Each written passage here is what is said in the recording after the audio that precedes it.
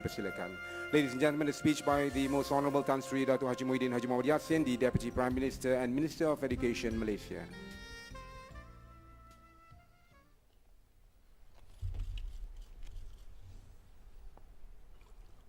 Assalamualaikum warahmatullahi wabarakatuh. Salam sejahtera dan salam satu Malaysia. Yang berhormat Datuk Seri Idris bin Yusof, Menteri Pendidikan II. Yang berhormat Menteri-Menteri dan yang amat berhormat Menteri Besar dan Ketua Menteri, Excellencies, Ambassadors and High Commissioners. Yang berhormat Datuk Mary Yap Kaing Ching dan yang berhormat Tuan P. Kamalanathan, Timbalan Menteri Pendidikan. Yang berhormat Timbalan Menteri, ahli-ahli yang berhormat, yang berbahagia Datuk Dr. Madinah Mohamad, Ketua Setiausaha Kementerian Pendidikan Malaysia. Yang berbahagia Tan Sri Abdul Ghaffar bin Mahmud, Ketua Pengarah Pelajaran Malaysia. Dev jemputan, Tan Sri, Puan Sri, Datuk-Datuk, Datin-Datin, Tuan-Tuan dan Puan-Puan yang saya hormati sekalian.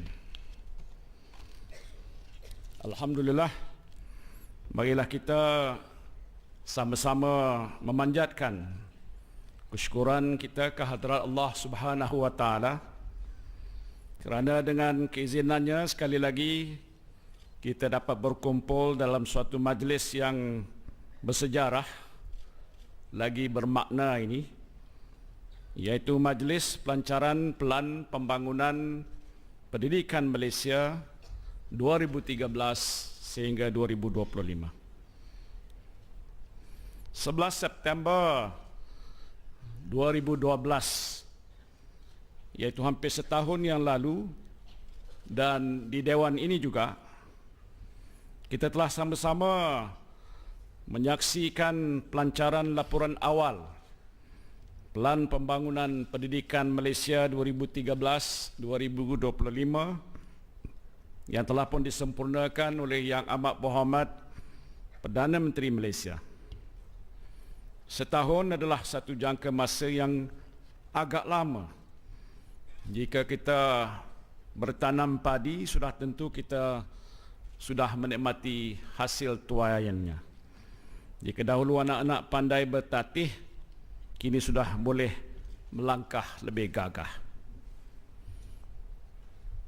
Begitu juga halnya dalam kita merangka satu pelan pembangunan pendidikan yang begini komprehensif.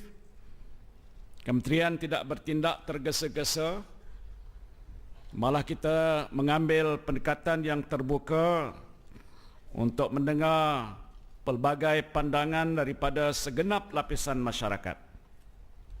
Kementerian telah pun mendengar suara rakyat, baik di bandar maupun di desa, hatta hingga nun jauh di kawasan pedalaman.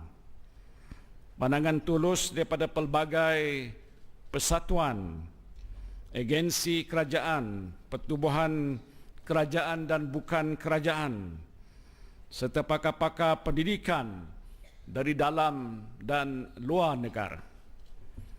Tidak lengkap dengan itu, Pelan Pembangunan Pendidikan Malaysia ini telah pun kita bentangkan dalam mesyuarat khas Jemaah Menteri, dan saya ingin mengambil kesempatan mengucapkan terima kasih kepada Yang Amat Berhormat Perdana Menteri serta ahli-ahli Jemaah Menteri kesekaliannya yang telah memberikan sokongan yang cukup padu kepada Pelan Pembangunan Pendidikan Malaysia ini.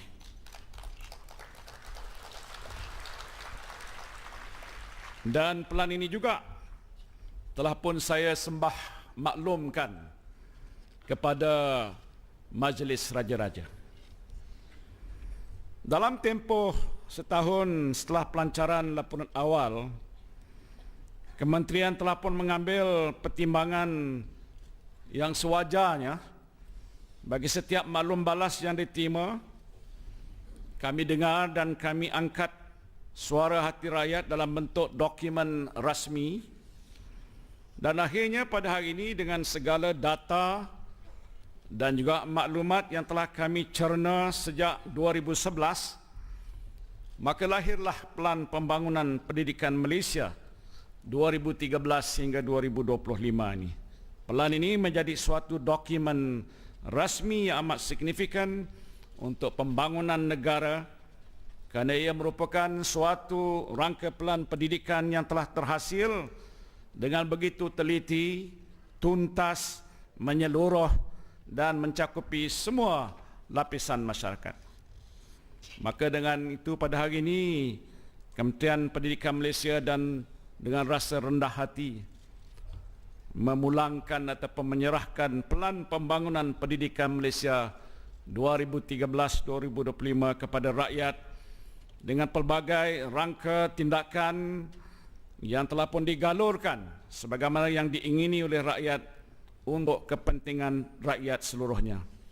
Pelan ini dilancarkan dengan harapan yang menjadi begitu tinggi daripada pihak kerajaan agar pendidikan menjadi tunjang kepada transformasi negara yang sedang pun diusahakan, dan penghasilan pelan ini memulakan lembaran transformasi pendidikan tetapi juga menerajui transformasi perkhidmatan awam. Maka tidak sempurna jika saya tidak mengungkapkan jutaan terima kasih kepada semua pihak yang telah pun terlibat dalam penghasilan Pelan Pendidikan Malaysia ini. Terima kasih banyak-banyak pada semua pihak yang telah terlibat. Saudara-saudara dan saudara-saudari sekalian, bagi mencapai cita-cita besar untuk maju dalam pendidikan, kita telah pun mencipta kelainan dan juga melangkaui semua kemungkinan dalam penghasilan Pelan Pembangunan Pendidikan Malaysia. Suka saya nyatakan di sini suatu kelainan dalam menyediakan Pelan Pembangunan Pendidikan ini adalah dari segi penggunaan data dan juga dapatan kajian yang telah dilaksanakan oleh kementerian, universiti tempatan, UNESCO dan juga Bank Negara. Kementerian juga telah pun menganalisis semula laporan awal sebelum ini seperti laporan penyata Razak, laporan Kabinet, Pelan Pembangunan Pendidikan 2000 sehingga 2012 dan Pelan Induk Pembangunan Pendidikan PIPP untuk menilai pencapaian negara dalam bidang pendidikan.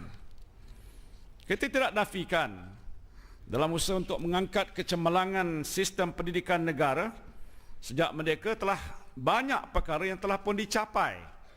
Kita telah berjaya meningkatkan sebagai contoh kadar enrolment pelajar sekolah rendah dan menengah hampir 97%, peruntukan pendidikan yang agak signifikan dan mapan dikatakan hampir 16% pada belanjawan negara diperuntukkan untuk Kementerian Pendidikan, merapatkan jurang pencapaian bandar dan luar bandar yang sudah makin mengecil dan kadar literasi yang semakin baik, hampir 100% sudah pun tercapai.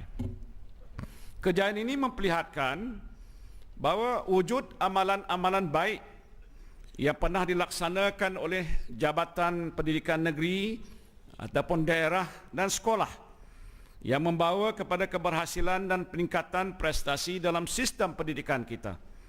Contoh amalan baik ini juga adalah antara elemen yang diambil dalam nak merangka strategi pelaksanaan inisiatif-inisiatif Pelan Pembangunan Pendidikan Malaysia ini.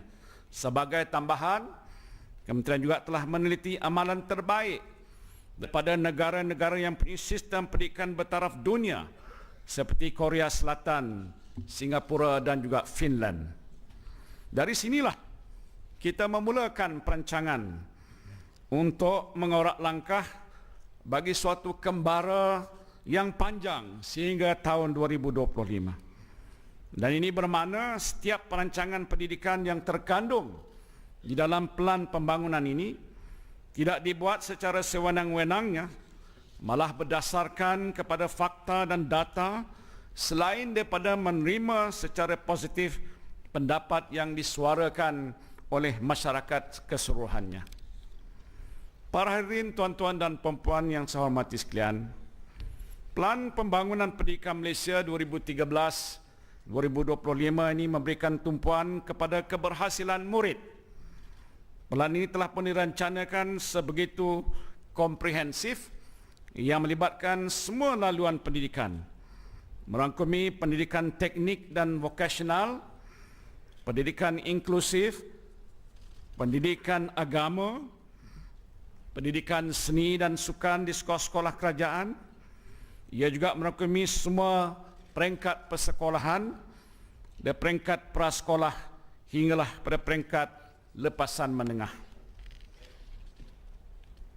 Dalam soal melaksanakan pelan ini, ia telah pun menyatakan dengan terperinci 5 aspirasi. Ini telah pun juga disebutkan di peringkat awal dalam taklimat saya kira, dan 6 ciri murid yang akan dicapai dalam tempoh 13 tahun yang akan datang. Kenapa 13? Kenapa tak 10?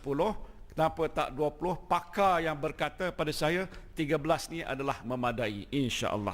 So it is a lucky number actually. 5 aspirasi sistem pendidikan ini termasuk disebutkan tadi akses yang dinyatakan di situ ialah 100% enrollment merentas semua tahap daripada prasekolah hingga ke menengah menjelang tahun 2020, bermakna tidak akan ada anak-anak Malaysia yang layak untuk pergi ke sekolah terkeluar ataupun tersisih daripada sistem pendidikan negara kita. Keduanya kualiti, dan ini adalah penting kerana di peringkat sekarang ini dikatakan kualiti kita di bawah. Sebab itu 13 tahun seharusnya mencukupi untuk mengangkat kedudukan kita antara kalangan 1/3 di atas, dan ini dibuat atas ujian yang disebutkan oleh PISA dan TIMSS dalam 15 tahun ini. Ketiganya equity dinyatakan situ juga ialah 50% pengurangan dalam jurang pencapaian antara bandar, luar bandar, jantina dan sosioekonomi. Tidak seharusnya ada jurang yang sebesar. Semakin lama kita maju makin membesar. Dia seharusnya makin mengecil, dan inilah antara perkara yang kita tekankan. Perpaduan adalah perkara yang penting dan juga kecekapan sistem yang memaksimumkan keberhasilan murid dalam bajet semasa, bermakna setiap wang yang kita belanjakan harus memberikan sebanyak-banyak faedah kepada pelajar yang menjadi kumpulan yang kita berikan perhatian ini. Saudara saya sekalian, penetapan ke-66 aspirasi murid bukan sahaja terbit daripada falsafah pendidikan kebangsaan, tapi juga adalah hasrat yang disuarakan oleh ibu bapa dan masyarakat menerusi apa yang disebutkan dialog nasional pendidikan negara. Saya nak ucapkan terima kasih kepada Tan Sri Wan Zahid yang mengambil inisiatif turun ke seluruh negara, berjumpa dengan sejumlah 17,000 rakyat yang mengemukakan pandangan yang pelbagai-bagai, dan hasil itulah yang telah pun kita cerna dan kita masukkan dalam pelan ini. Dan dalam usaha kita untuk mencapai cita-cita yang tinggi dalam tempoh 13 tahun lagi, pelan ini telah memberikan tumpuan utama kepada pembelajaran dan keberhasilan murid. Sebagai contoh, kita telah pun berusaha untuk memperkokohkan dasar bahasa kita dengan memberikan tumpuan pada 2 bahasa utama, iaitu bahasa Malaysia dan bahasa Inggeris. Malahan dalam siri dialog yang kita adakan di seluruh negara, sebahagian besar yang datang mengutarakan kepentingan tentang bahasa Inggeris ditekankan dan diperkokohkan, dan ini kita ambil kira dalam Pelan Pembangunan Pendidikan Malaysia. Memantapkan kemahiran berfikiran aras tinggi, higher order thinking skill. Ini penting untuk menentukan bahawa anak-anak kita bukan saja belajar berdasarkan rote learning, menghafal, tapi faham dan tahu apa yang mereka belajar dengan menggunakan akal fikirannya dikatakan beraras tinggi ini. Memantapkan elemen etika dan kerohanian, kerana sistem pendidikan negara kita tidak hanya nak menekankan aspek pembelajaran semata-mata, pembentukan sahsiah, menjadikan insan kamil. Roh pendidikan itu mesti disemai, ditanam dan diperkukuhkan dalam jiwa setiap anak-anak Malaysia yang ada dalam sistem persekolahan kita. Dan untuk memberikan pendidikan yang dikatakan berkualiti ini kepada semua murid, tanpa kita mengira peringkat dan jenis sekolah. Bila dikatakan jenis sekolah itu termasuk sekolah-sekolah kebangsaan dan jenis kebangsaan yang mengikut sistem kita. Saya berani mengatakan bahawa semua aspek untuk meningkatkan kualiti pendidikan ini telah dikaji dengan teliti dan juga telah pun kita bincangkan secara mendalam. Dasar pendidikan sedia ada yang berasaskan pada Akta Pendidikan kita masih dipertahankan dalam pelan pembangunan pendidikan ini. Sementara itu, kementerian juga tidak berhasrat untuk meminggirkan mana-mana aliran persekolahan yang wujud di negara ini, malah akan memastikan setiap murid di sekolah kerajaan dan sekolah bantuan kerajaan mendapat akses equity kualiti pendidikan yang mereka mahukan. Kewujudan sekolah jenis kebangsaan juga dijamin oleh Akta Pendidikan 1996 Seksyen 28, dan ingin saya nyatakan di sini bahawa kedudukan bahasa ibunda sebagai bahasa pengantar di sekolah-sekolah ini tidak pernah dinafikan sama sekali. Tak tepuk tangan pun.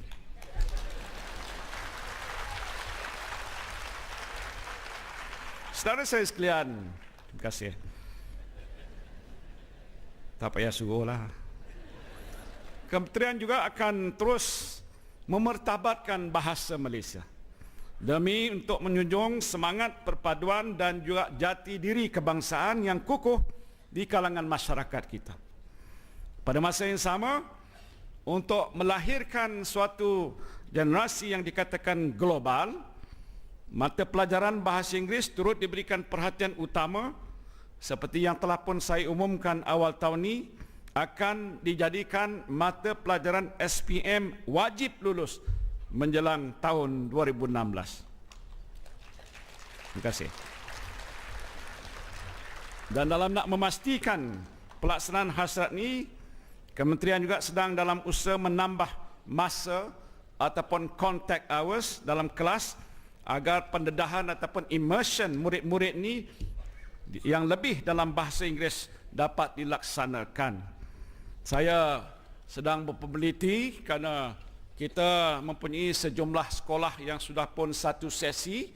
Ada 1,600 yang dikatakan 2 sesi yang akan dijadikan satu sesi, agar bila diadakan satu sesi maka tempoh waktu persekolahan boleh kita lanjutkan.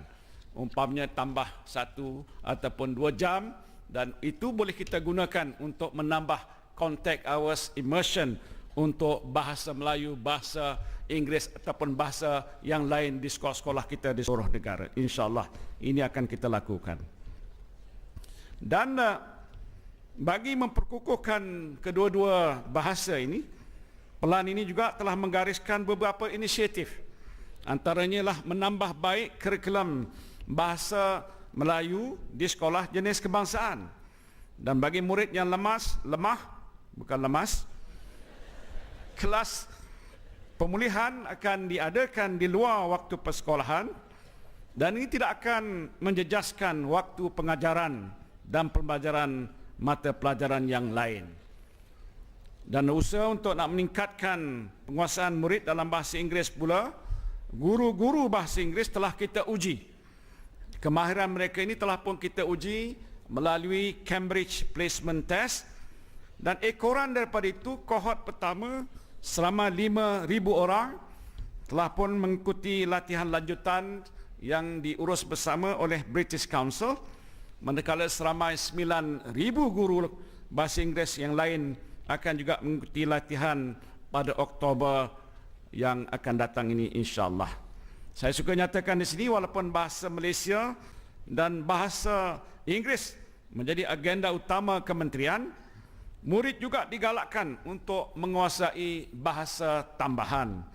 Kementerian tidak menghalang pengajaran pembelajaran bahasa ibunda, malah membuka ruang dan peluang kepada murid untuk mendapatkan pendidikan bahasa tambahan selain daripada bahasa Tamil, bahasa Cina atau Mandarin, bahasa Arab, Kadazan, Dusun, Bidayuh dan lain-lain lagi. Tidak kita sekat dan kita halang.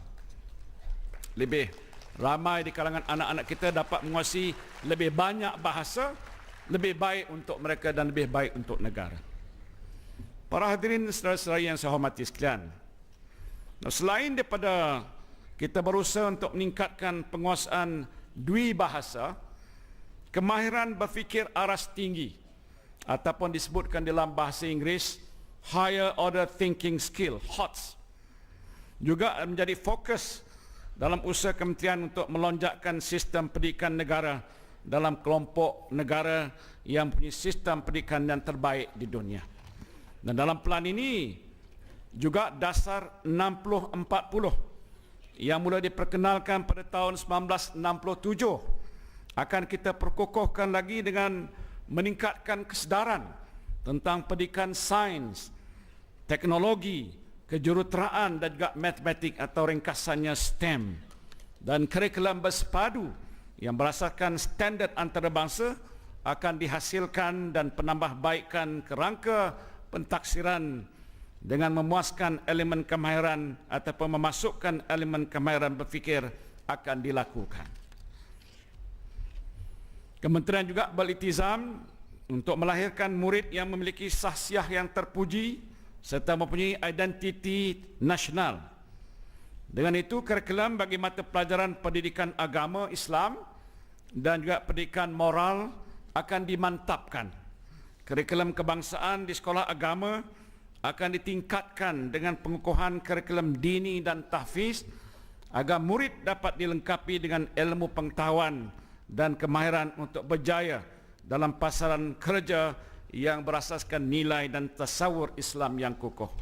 Soal ini sebenarnya banyak juga dibangkitkan oleh ibu bapa Islam yang mahu supaya pendidikan Islami dapat diperkukuhkan, diperluaskan agar ia akan menjadi asas kukuh dalam pembentukan sahsiah dan pribadi, moral dan akhlak anak-anak kita yang Islam khususnya dan juga yang bukan Islam di negara kita.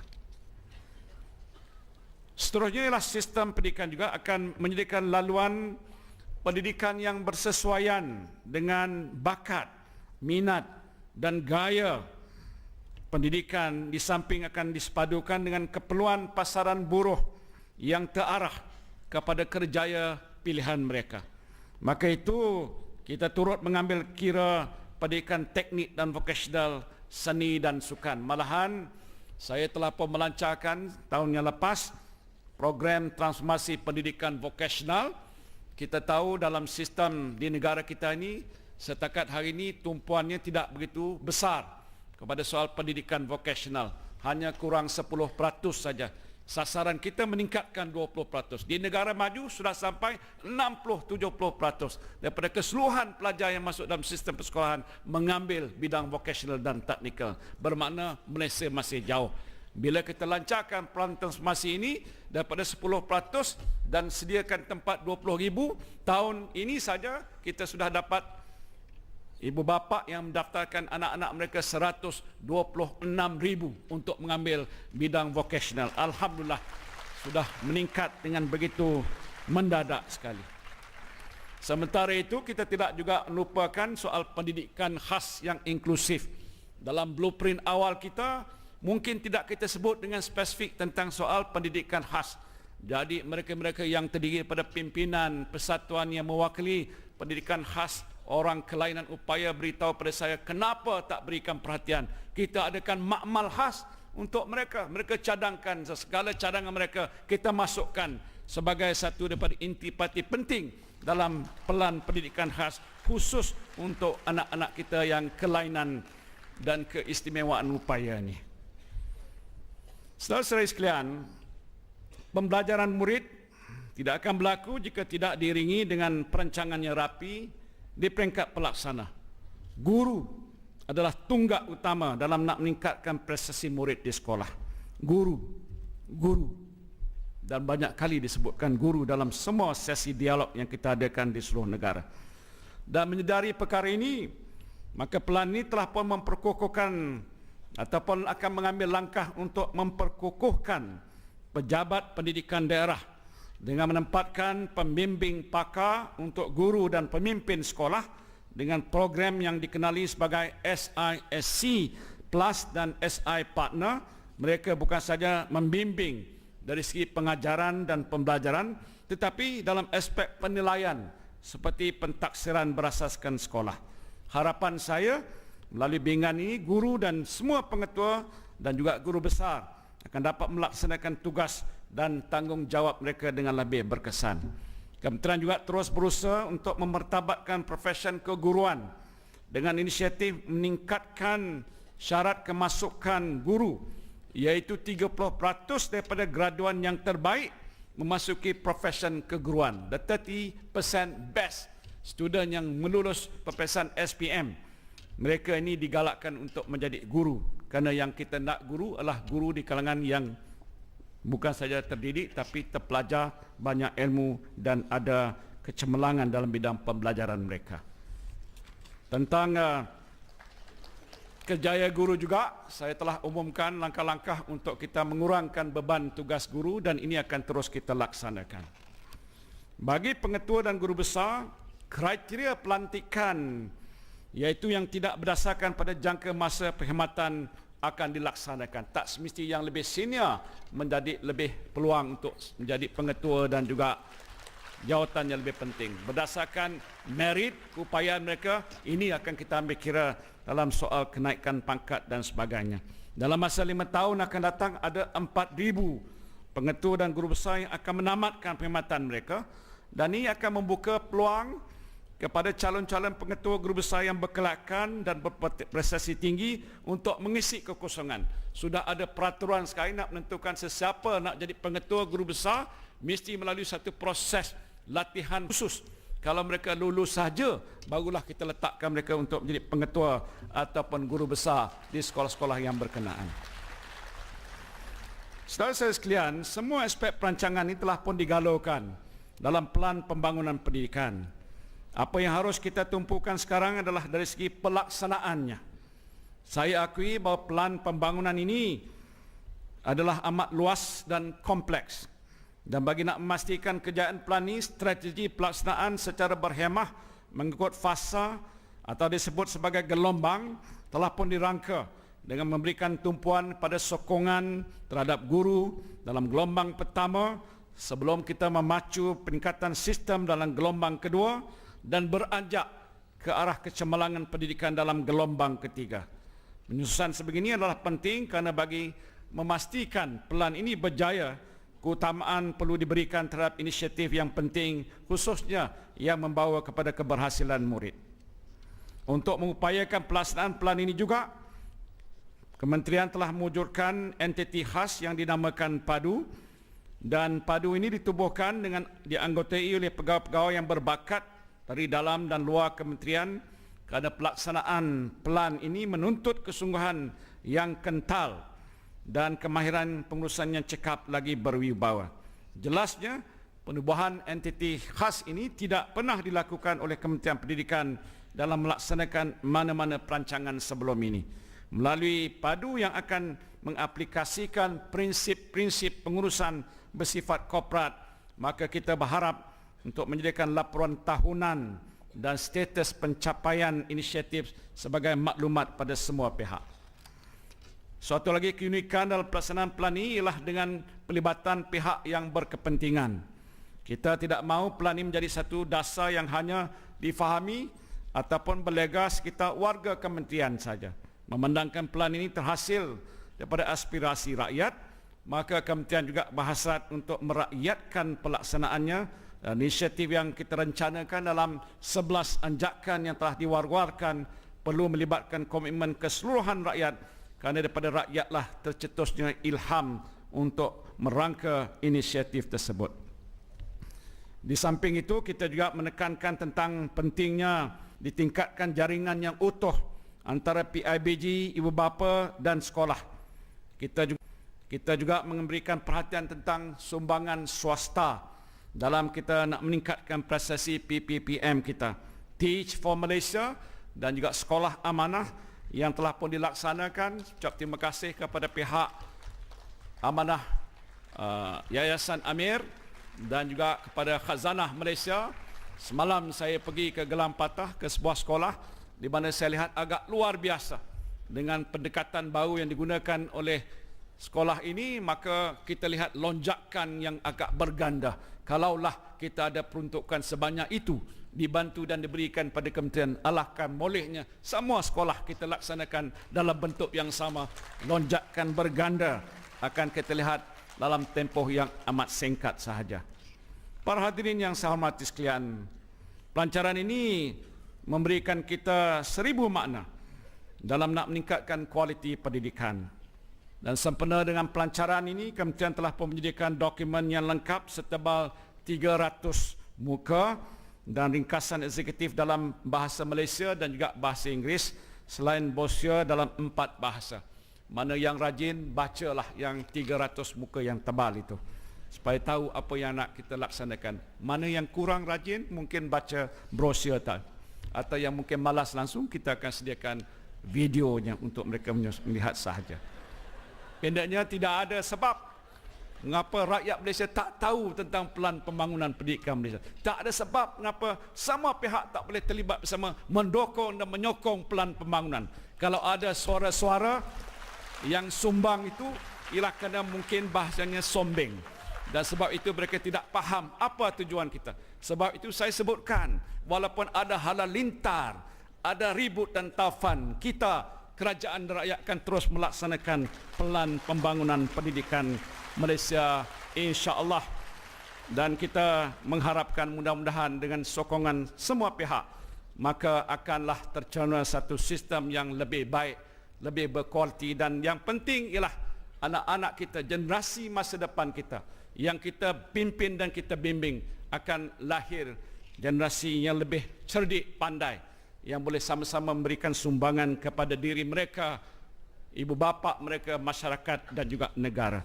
Saya menyeru semua warga pendidik, khususnya di kementerian saya, di peringkat negeri, daerah dan juga masyarakat keseluruhannya, bersama-sama berganding bahu untuk menjayakan pelan pembangunan pendidikan Malaysia ini. Saya ucapkan terima kasih pada semua pihak yang telah bekerja bertungkus lumus selama lebih 2 tahun untuk menyediakan satu dokumen yang menjadi sejarah pada hari ini. Terima kasih saya ucapkan, dan dengan lafaz Bismillahirrahmanirrahim, saya dengan sukacitanya melancarkan pelan pembangunan pendidikan Malaysia 2013-2025. Wabillahi taufiq wal hidayah. Wassalamualaikum warahmatullahi wabarakatuh.